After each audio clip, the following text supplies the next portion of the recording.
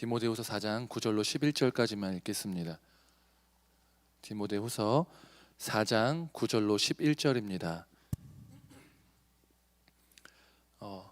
세 절이니까 같이 읽겠습니다. 너는 어서 속히 내게로 오라. 데마는 이 세상 사랑하여 나를 버리고 데살로니가로 갔고, 그레스게는 갈라디아로, 디도는 달마디아로 갔고, 누가만 나와 함께 있느니라. 내가 올 때에 마가를 데리고 오라. 그가 나의 일에 유익하니라. 아멘. 네, 제가 2017년 11월 26일 날 목사님께서 설교하게 하셔가지고 딱 4년 지금 됐네요. 그래서 이렇게 와서 주희가 12월 12일 날 태어났거든요. 그러니까 오자마자 태어났는데, 주희의 살아온 날이 제가 여기 인해교회에 있었던 날만큼 되는 것 같습니다.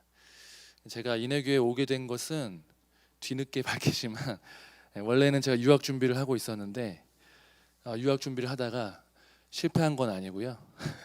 제에 대해서 다들 오해하시는데, 군대를 갔었는데 군대도 그렇고 교회에서도 그렇고 제가 서울 사람인 걸 다 모르시더라고요. 서울 사람 아닌 것 같다, 또 대학교 나온 줄 몰랐다, 이런 이미지가 저에게 있습니다. 근데 저 나름 열심히 공부해서 유학을 가려고 했는데 한 2개월 공부하다가 영적으로 너무 피폐해지고 딱 기도하는 가운데 지금 유학이 아니라 전임 사역을 통해서라도 근데 영적으로 회복되고 좀 더 훈련받고 기도로 훈련해야 되겠다라는 그런 마음을 많이 주셔가지고 이제 학원을 그만두고 이제 제가 사역지를 알아보는 가운데 인해교회에 지원하게 됐습니다. 그래서 2군데를 지원했는데 다른 교회에서 먼저 연락은 왔어요. 그래서 면접을 오십시오 했는데, 그분은 이제 다음 주 화요일 날 오십시오, 이렇게 사모님이랑 같이 오십시오 저한테 그랬고, 좀 있다가 목요일 정도에 담임 목사님한테 전화가 왔는데 내일 오십시오 그러셔서 갔습니다. 그래서 갔는데 이제 기도하면서 어디가 더 좋을까 와이프랑 이제 얘기하면서 설교 말씀도 듣고 이러면서 저희 와이프는 그 인해교회 갔으면 좋겠다. 저는 어디 가야 될지 잘 몰라가지고 기도하는 가운데 그러고 있었는데, 딱 목사님이 인해교회에서 딱 연락이 왔는데, 양재희 목사님이 그때 잘은 모르고 살짝 알고 있었어요. 저희 와이프랑 같은 교회였어요. 그래서 저희 장모님께서 전도사님이신데 그 사역하러 간 교회가 양 목사님이 계셨던 교회고, 그래서 이제 저희 와이프랑은 친한데 저랑은 안 친했는데 신대원에서 제가 이제 뭐 헬라어 조교 이렇게 했는데 거기서 만나가지고 약간 친한 정도였었어요. 그래서 제가 목사님께 여쭤봤습니다. 목사님, 인해교회 어떻습니까? 이렇게 여쭤봤더니 정말 좋다고, 정말 좋다고 그러면서 기도를 2시간씩 하고, 좋다고 그러면서 목사님이 나의 멘토시라고 그러면서 그 정도냐고. 그래서 이제 이렇게 확실하게 말하신 거 보니까 진짜 좋은가 보다 하고 이제 갔는데, 목사님께서 처음 딱 이렇게 뵀는데 이렇게 딱 얘기하시더니 결정하라고. 그래서 목사님 혹시 지금 좀 시간을 주시면 와이프랑 얘기를 좀 해보고, 아니라고 지금 결정하라고 하셔가지고 제가 바로 결정하고 기도해 주시고, 그 교회는 제가 못 가겠습니다. 죄송합니다. 이렇게 오게 되었습니다. 그래서 기도하는 가운데 하나님, 제가 영적으로 회복되고 진짜 배울 수 있고, 그러니까 반면 교사로 배울 수 있는 것은 조금 그것보다는 제가 직접적으로, 그러니까 올바른 모델을 보면서 배우고 싶습니다라고 기도하고, 또 영적으로 회복되고 싶습니다. 그런 기도 가운데 하나님께서 기도 응답으로 이렇게 좋은 곳에 보내주셨습니다.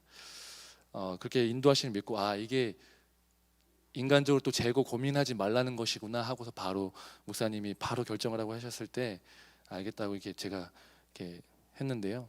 와서 참 성도님들 사랑도 많이 받고 또 애들한테 많이 배우고 또 했는데, 참 목사님께 배운 게 많다라는 생각이 들었습니다. 그래서 기도에 목숨을 거시고 또 재정에 대해 투명하시고 말씀대로 살려고 하시고 따뜻한 마음을 품고 계시는구나.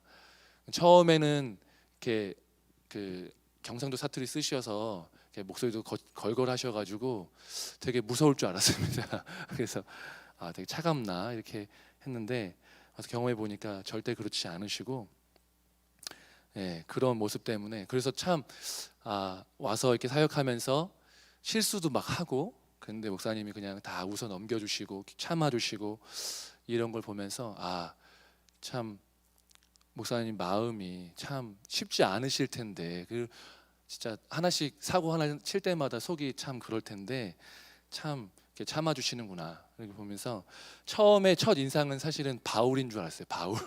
근데 경험해 보니까 생각보다 그건 아니고 바나바시다 이 생각을 많이 했습니다. 그래서 참 그러한 용납과 또 사랑 또 은혜로 말미암아 참 많이 성장하게 될 수 있는 상황이 많이 있었다 또라는 것들을 또 많이 경험했습니다. 그러면서 오늘 말씀을 같이 이제 사실은 이제 지지난주에 마지막 딱 해가지고 마지막으로 딱 했는데 갑자기 더 하라 가셔가지고 이제 그때는 그냥 이제 제가 마지막이라는 거를 이제 말씀드리는 게 아니기 때문에 그냥 내용만 그렇게 했지만 오늘은 어떤 말씀을 전해야 될까 하면서 여기서의 4년 뭐 그걸 간증하겠다는 것이 아니라 그것을 돌아보면서 참 무엇이 그리스도인을 살게 하는가 또 어떻게 사는 것이 맞는가에 대해서 좀 고민하고 또 그렇게 살아왔던 것들 또 제가 받은 은혜들 이런 것들을 나누고자 싶어서 오늘 말씀을 들고 왔습니다. 그래서 오늘 사도 바울이 인생 말년에 디모데에게 가장 나중에 쓴 편지인데 개인적인 부탁을 하고 있습니다. 그래서 그 제목을 보면 소제목 성경책마다 소제목이 있는 경우가 있는데 사사로운 부탁, 뭐 개인적인 부탁 이렇게 되어 있을 것입니다. 그래서 이제 디모데에게 너는 어서 내게 와라 이렇게 얘기하면서 뭐 누구는 이제 믿음에서 떠났고 누구는 또 그 교회 지역 교회를 섬기기 위해서 갔지만 어쨌든 사도 바울 입장에서는 떠난 거잖아요. 그러니까 참 좋은 일로 떠나는 거지만 어쨌든 사도 바울 입장에서는 외롭고 또 인생 말년에 참 힘든 시기 가운데서 동역하는 사람들이 참 필요한 그 입장에서 그러니까 외로우니까 디모데에게 속히 와라 이렇게 얘기를 하고 있습니다. 그런데 그러면서 네가 마가를 좀 데려와라. 마가를 데리고 와라. 그가 나의 일에 유익하다 이렇게 얘기를 하고 있는 모습을 볼 수 있습니다. 이 마가는 사실은 많은 이제 설교자들이 얘기했기 때문에 아실 수 있겠지만 이 마가는 누구냐면 사도행전 13장에서 바울과 바나바가 1차 전도 여행을 떠날 때 데리고 갔던 사람이에요. 그래서 데리고 갔던 사람이고 골로새서를 보면 이 사람이 바나바의 생질이라고 나옵니다. 생질. 그러니까 좀 옛날 말이지만 조카죠. 그러니까 바나바의 조카인데 이렇게 전도 여행을 갔습니다. 그래서 사도행전 13장 4절 5절 보면은 두 사람이 성령의 보내심을 받아 실루기아에 내려가 거기서 배 타고 구브로에 가서 살라미에 이르러 하나님의 말씀을 유대인의 여러 회당에서 전할새 요한을 수행원으로 두었더라. 여기 요한이 마가예요. 마가 요한이거든요. 이름이. 여기서 나오는 요한은 마가 요한인데 바나바의 조카이고 이제 전도여행 가면 처음 1차 전도여행에서 첫 사역지가 구브로 섬이에요. 그 쥐중에 그 가운데 보면 끝머리 오른쪽 끝머리에 조그만한 섬이 있는데 그 구브로 섬을 가서 첫 사역을 하고 이제 다시 섬이 아닌 그 육지로 넘어갔는데 거기서 아마도 선교 여행이 쉽지 않았겠죠. 지금도 비행기 타고 뭐 이런 챙겨가고 우리나라 음식을 챙겨가고 이렇게도 힘든데 배 타고 가고 거기서 뭐 마땅한 먹을 것과 입을 것, 뭐 잘 곳 이것이 충분하지 않은 곳에서 사역한다는 게 되게 어렵잖아요. 그래서 아마도 그래서 떨어져 나간 것이 아닌가 싶은데 13장 13절에 이렇게 기록되어 있는데요. 바울과 및 동행하는 사람들이 바보에서 배 타고 밤빌리아에 있는 버가에 이르니 요한은 그들에게서 떠나 예루살렘으로 돌아가고 이게 나고했습니다. 이 1차 전도여행에서 나고했죠. 이게 진짜 극초반이거든요. 후반도 아니고요, 중반도 아니고 진짜 처음이에요. 그래서 여기서 바로 나고하고 나서 이제 어쨌든 나고한 것과 상관없이 사도 바울과 바나바가 쭉 전도여행을 하죠. 그래서 2차를 다시 출발하는데 여기서 바나바와 바울이 싸워요. 그러니까 성경에서 싸운다. 왜냐면은 우리가 싸우는 것과 좀 왜냐하면은 여기서는 좀 정제된 글로 쓰기 때문에 좀 표현을 거치게 쓰지 않는데 성경 보면 심히 다툰이라고 써 있으니까 바나바와 바울이 아마 마가를 데려가는 문제로 인해서 엄청나게 막 논쟁했나 봐요. 바나바는 데려가자. 우리가 연약한 자를 품어야지. 그래야 되지 않겠냐? 너는 처음부터 그렇게 정말 믿음이 대단한 사람이냐? 뭐 이렇게 말을 했겠죠. 바울은 아니 1차 전도여행 그것도 시작하자마자 배 한 번 탔는데 그걸 거기서 힘든다고 나가 떨어졌는데 나고 했는데 아니 이런 마음가짐의 사람을 어떻게 데려가? 우리가 지금 약한 사람을 케어하는 게 아니라 가서 전도하고 복음 사역하고 이렇게 해야 되는데 이게 방해가만 되지 않겠느냐? 뭐 이렇게 싸웠을 것 같아요. 그래서 심히 싸우다가 이제 합의점이 이제 나오지 않자 갈라지게 됩니다. 그러면서 바나바는 이제 성경에는 이제 그 이후에 잘 기록되어 있지는 않지만 어쨌든 바나바는 다시 마가를 데리고 처음 사역했던 그 구브로스 지역으로 가고요. 바울은 이제 전도 여행 그 섬 지역이 아니라 육지 북쪽으로 쭉 올라가 터키 지역을 올라가면서 자기가 1차 전도 여행 때 전도했던 그 교회들을 이제 순방하면서 좀 다시 한번 털을 다지고 다시 신방하고 그러면서 복음 전하고 그러면서 유럽으로 넘어가는 모습을 보게 됩니다. 마가라는 사람이 어떤 사람이 정확히 알 수 없지만 아마 그 사람이 부자이고 젊고 또 온실 속의 화초처럼 자란 사람이었던 것 같아요. 그래서 아마도 힘들고 투덜거리고 저희가 이제 전도여행 가면 중등부 고등부를 데리고 가면 막 투덜투덜 하잖아요, 그죠? 집 우리나라 옛날 같지 않아서 집이 좋잖아요.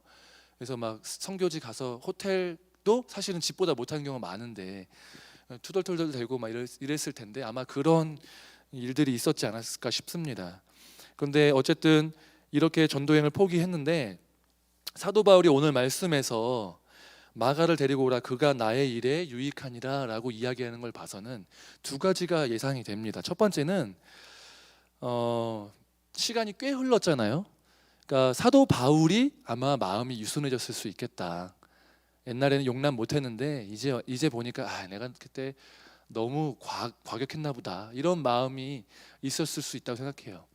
두 번째는 그것이 혈기가 분명한 것은 줄어들었을 것은 맞을 것 같은데 그것과 별개로 마가라고 하는 이 요한이 사도 바울의 고백처럼 정말 유익한 예전에는 전도행 딱 한 번 첫 시작하자마자 나고 했지만 이제는 정말 복음 사역자로서 또 말씀을 전하고 아니면 사람들 케어하고 이런 일에 있어서 정말 멋지고 또 듬직한 또 신실한 주님의 일꾼이 되어서 아마 사도 바울이 이렇게 고백하지 않았을까라는 그런 생각이 듭니다.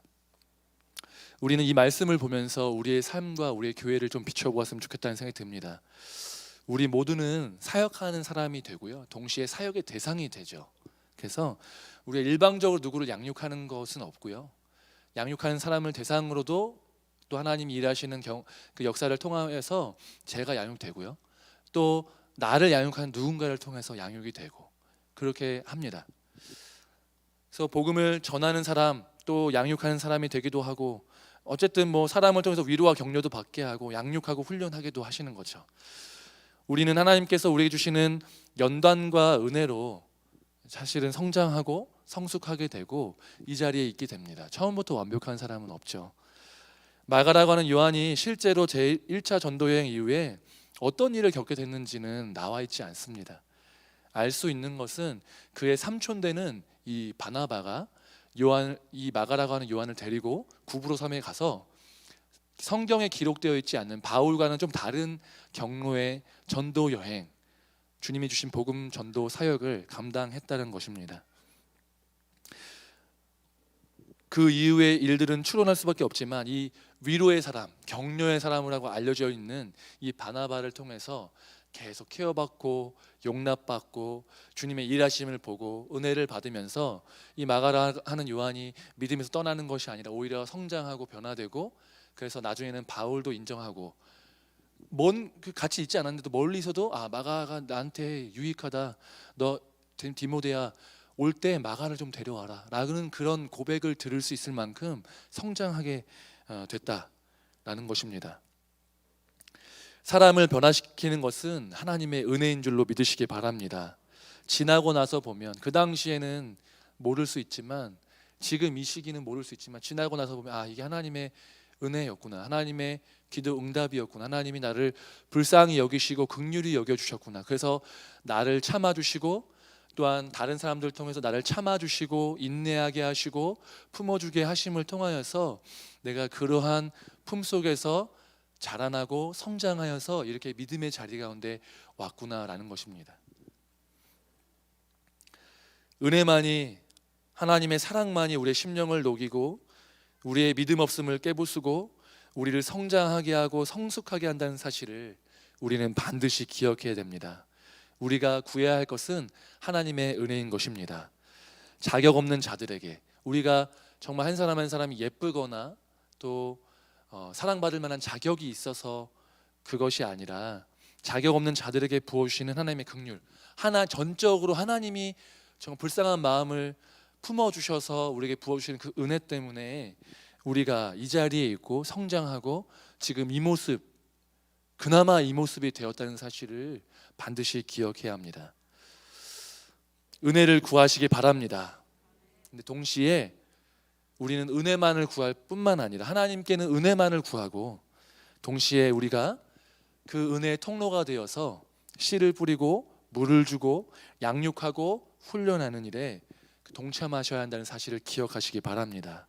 우리가 바울과 바나바와 같은 사람이 되어서 사람들을 세우고 위로하고 격려하셔서 하나님이 그들을 사랑하고 하나님이 그들에게 은혜를 부으시는 건 맞지만 나를 통하여 내가 하나님의 손과 발이 되고 하나님의 품이 되어서 그들을 용납하고 그들을 섬기고 사랑할 때 그들이 눈에 보이지 않는, 만져지지 않는 하나님의 사랑과 은혜를 깨닫고 경험하여서 그 하나님의 은혜 때문에 변화된다는 사실을 기억하시고 하나님의 그 사랑의 손길에 동참하시는 저와 여러분 되시기를 주님의 이름 축복합니다. 우리가 한 사람이라도 뭔가 일을 시켜서 떠나지 않게 하려고 순장순원 순모임을 만든 게 아닙니다. 교회라는 조직이 그냥 큰 조직, 요거 하나만 있으면 밋밋하니까 뭔가 좀 조직을 나누고 이래서 순이 있는 것이 아닙니다. 소그룹으로 순장이 되고, 뭐 명칭은 다를 수 있겠지만 순장이 되고 교사가 되고 영혼을 품는 사람으로 하나님 부르시는 것, 그러니까 교회가 그런 직분들을 갖고 있는 이유는 실제로 하나님이 그렇게 사역하시고 하나님이 사람들을 통하여 일하셔서 사람을 통하여 다른 사람을 품고 전도하고 양육시키는 그러한 하나님의 역사가 있기 때문에 우리가 그 형식을 교회에서 가져온 것이지, 우리가 교회가 생뚱맞게 전혀 없는 것을 우리가 가져와서 일부러 만든 조직이 아니라는 것을 기억한다는 것입니다. 예수 그리스도의 십자가 죽음과 부활이 교회의 토대라면 씨 뿌리고 물 주고 영혼을 세우는 일은 교회의 가장 기본적인 사역인 것들을 기억하셔야 합니다. 교회가 복음 전하고 사람을 양육하고 참아주고 세워주는 일을 하지 않는다면, 우리가 아무리 복음을 전하고 수많은 사람들이 교회로 모인다 할지라도, 예배를 드린다 할지라도 그 사람들이 성장하고 변화되는 일이 더디거나 혹은 없어서 떠나버리고 날아가 버려서 돌짝밭에 아니면 좋은 땅이 아닌 수많은 곳에 떨어진 씨앗처럼 열매 맺지 못하고 죽어버리거나 떠나버리거나 믿음을 잃어버리는, 아니면 믿음이 연약한 채로 그대로 있는 경우가 허다하게 있어서 이 교회의 복음이 전파되지 않고 어떻게 보면 명맥이 끊어질 수도 있는 것이 바로 교회라는 것을 기억해야 한다는 것입니다. 교회에 수많은 봉사와 섬김이 있습니다. 사실은 어느 봉사와 섬김이 더 중요하고 덜 중요하다 이렇게 나누기 어렵죠. 나눌 수 없습니다. 근데 굳이 뽑자면, 제가 교육부서에 있어서 그런 것만이 아니라 굳이 뽑자면 영혼을 세우는 일에 우리의 시선과 초점을 맞춰야 될 줄로 믿으시기 바랍니다. 사람을 세우지 않으면 교회 건물이 필요 없게 됩니다. 유럽의 수많은 교회들이 다 관광 명소가 되고 그 안에 사람이 없게 된 건 무엇입니까? 사람을 세우지 못해서죠.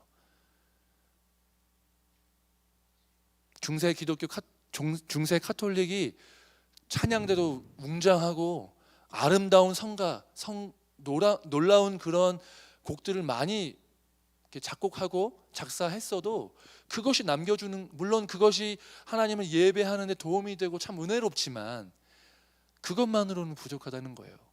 가장 중요한 것은 사람을 남겨야 된다는 것입니다. 씨를 뿌리고 물을 주고 영혼이 자라는 것을 보고 어떻게든 사람을 남기는 것이, 예수님 믿는 사람을 남기는 것이 교회의 가장 기본적인 사역이고, 그것이 없으면 교회가 무너질 수밖에 없다는 사실을 기억해야 한다는 것입니다. 순장의 삶을 사모하시기 바랍니다. 사람 세우는 일을 사모하시기 바랍니다. 다음 세대를 세우는 일에 힘쓰시길 바랍니다. 우리가 수많은 사람들이 얘기합니다. 다음 세대를 세워야 합니다. 다음 세대를 세워야 합니다. 하지만 다음 세대를 세우는 일은 말로는 불가능합니다. 많은 재정과 많은 수고가 들여져야만 가능한 일입니다.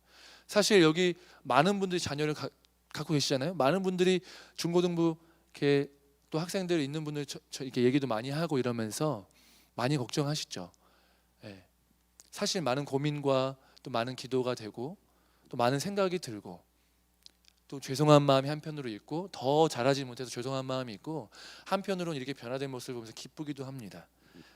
그런데 우리가 특별히 순장의 삶 혹은 교사의 삶을 사모하고 그 일들을 또한 더 힘써야 하는 이유는 무엇이냐면 영혼을 세우는 일이고 그 일이 없으면 이 땅에 예수님 복음을 예수님 복음 믿는 사람이 또 전파하는 사람이 없게 되고 우리가 유럽 교회 같은 일들이 우리에게도 없으리라는 보장이 없기 때문에 그렇습니다. 그래도 인해교회는 제가 이제 저희 모교회도 있고 여러 교회를 가봤지만 사실은 인해교회는 우리 성도님들 숫자에 작년에 비해서 교회 학교나 청년부가 조금 많은 편이에요. 참 감사한 일입니다. 근데 사실 많은 교회가 다음 세대가 없고 어린 아이 물론 이제 태어나는 애들 자체도 없지만 참 교회 학교도 약하고 청년도 많이 없고 점점점 역피라미드의 모습이 되어가고 있는 안타까운 현실이 있습니다. 근데 뭐 원인을 찾고 이걸 다 떠나서 누굴 탓하고 뭐 이게 중요한 것이 아니라 결국 그것들을 보면서 우리가 무엇을 느껴야 하는가라는 것입니다. 근데 사실은 교사는 또 순장은 쉬운 일은 아니에요. 그렇죠? 쉬운 일이 아닙니다. 내 한 몸 건사하기도 쉽지 않은데 누군가 또 순장이 되어서 누군가 씨름하고 이 영혼을 설득하고 예배 가운데 나오게 하고 말씀을 계속 나눠주고 또 이 사람을 위해서 기도하고 이러한 일이 정말 쉽지 않은 것을 제가 인정합니다. 그런데 그러한 수고와 헌신 없이 한 영혼이 그냥 태어나지 않는다는 사실을 알고 계시죠? 또한 기억하셔야 합니다. 우리가 실제 육체의 자녀를 낳아도 거기에 얼마나 많은 수고가 들어갑니까? 그렇죠? 수고가 들어가잖아요. 낳는 것 자체가 죽음과의 거의 직면하는 일이잖아요. 그죠? 제가 그 출산하는데 졸았다가 엄청 혼나거든요. 근데 참 애 낳고 보니까 이게 장난이 아니구나. 장난이 아니구나. 근데 키우는 것 자체도 장난이 아니지만 잘 키우는 거는 더 어렵다는 사실을 맨날 제 유진이 붙잡고 울어요. 이렇게 자면은 진짜 첫째 너무 미안하고 내가 왜 얘한테 이랬을까. 주희 지안이는 좀 괜찮아요. 왜냐하면 마음에 여유가 생기니까 조금 이제 유진이보다는 잘 키우는데 그래도 항상 첫째 미안해요. 그래서 참 이 육체의 아이 키우는 일도 쉽지 않은데 영혼의 아이들 또 아이도 아니고 다 큰 사람 나이도 많은데 말 안 듣고 막 진짜 말도 안 되는 소리 하고 이러면 답답하고 진짜 속 터지죠. 근데 기억해야 될 것은 이분의 모습이 아니면 이 아이들의 모습이 사실 나의 모습이었다는 사실입니다. 누군가가 나를 참아줬기 때문에 내가 이 자리에 있었다는 거예요. 하나님이 속 터지는 우리 인생을 보고 답답해 하시면서 정말 마음 넓고 정말 눈물 흘리면서 나를 참아주시는 그 한 영혼 한 영혼 나를 참아준 그 사람을 통해서 받아줘서 이제 이렇게 사람 된 거잖아요. 그죠? 그러니까 나도 당연히 그 일들을 감당해야 한다는 것입니다. 제가 CCC에 있을 때 저보다 3살 많은 순장님 한 분 계셨는데 지금은 이제 선교사로 이제 계시는 분이신데 이분을 처음 만났는데 정말 무서웠어요.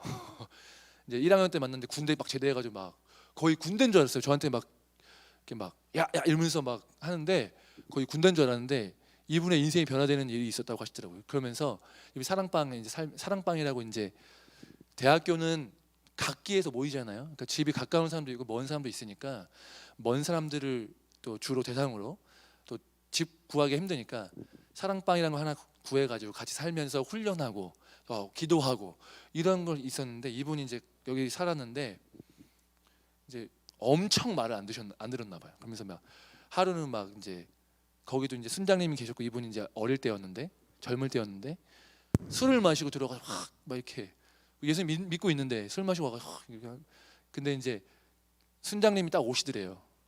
자는 척 무서워서 자는 척 했는데 딱 오셔가지고 이분이 워낙 평소에 무서우셔가지고 딱 오시길래 쫄았대요. 왜냐면 때릴까봐.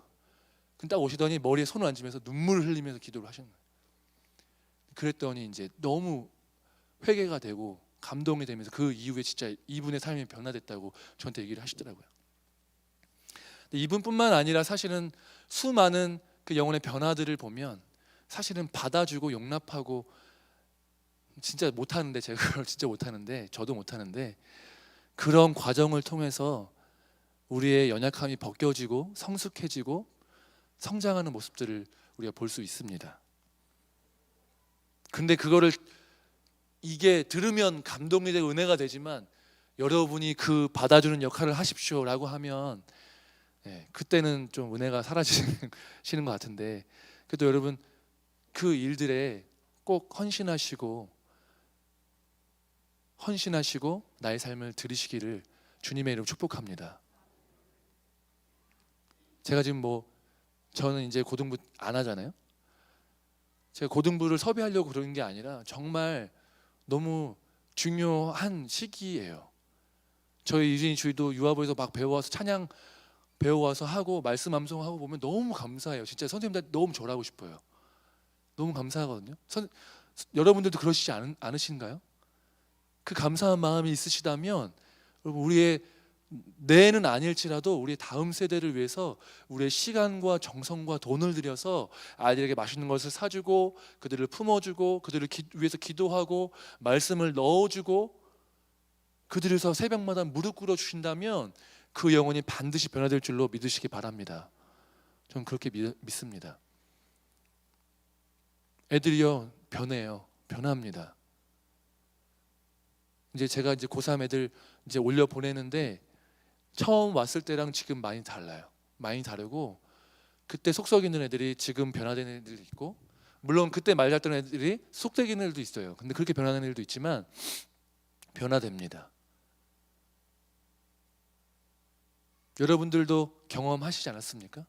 여러분 공동체를 세우기 위해서 하나님 나라를 세우는 일 가장 귀한 직분 중에 하나가 무엇이냐면 바로 순장과 교사라는 사실을 기억하시기 바랍니다.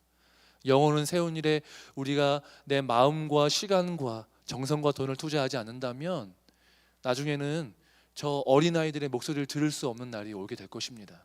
정말 안타깝지 않으신가요? 이 자리에 젊은 청년 혹은 젊은 부부들도 많이 안 계신데 그것이 어쩌면 더욱 가속화될지 모르겠습니다. 제가 한 4년간 여기서 고등부를 섬기면서 참 2년은 정말 너무 무기력하고 자괴감이 들고 뭔가 열심히 하려고 하면 다시 대유행, 뭔가 하려고 하면 대유행, 참 저도 힘이 빠지는 시기였습니다. 그런데도 불구하고 우리가 포기하지 말아야 할 것은 우리가 포기하고 그들이 계속 상황이 이런 데라고 포기하고 놔버리게 되면 그들이 다 믿음에서 떠나서 세상 속에서 방황하고 예수님은 없는 인생이 된다는 사실, 그것을 기억하시기 바랍니다. 제가 고등부 사역, 중고등부 사역만 계속했거든요. 정말 제가 진짜 붙잡고 기도하고 열심히 사역해도 청년부 올라가면 많이 떨어져요.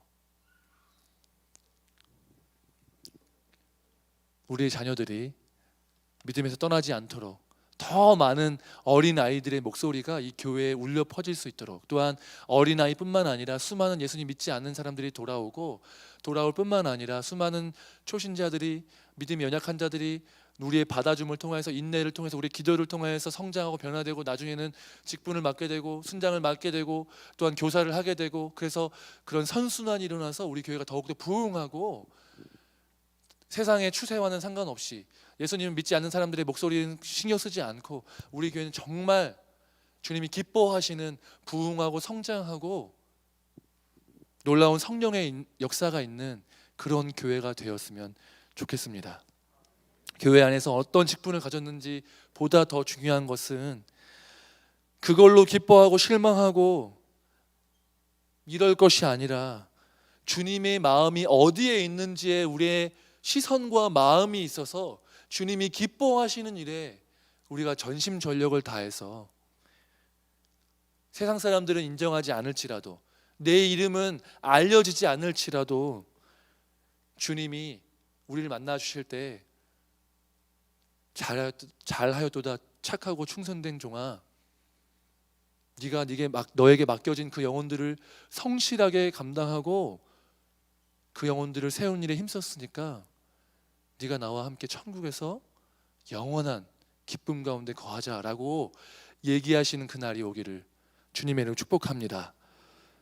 주님의 마음으로 영혼들을 섬기고 그들과 씨름하고 그들이 아파할 때 같이 아파하고 그들이 속썩일 때 아파하고 그들이 기뻐할 때 기뻐하고 그들이 변화됨으로 인하여서 눈물 흘리는 그러한 우리 모든 성도님들 되시기를 주님의 이름으로 축복합니다.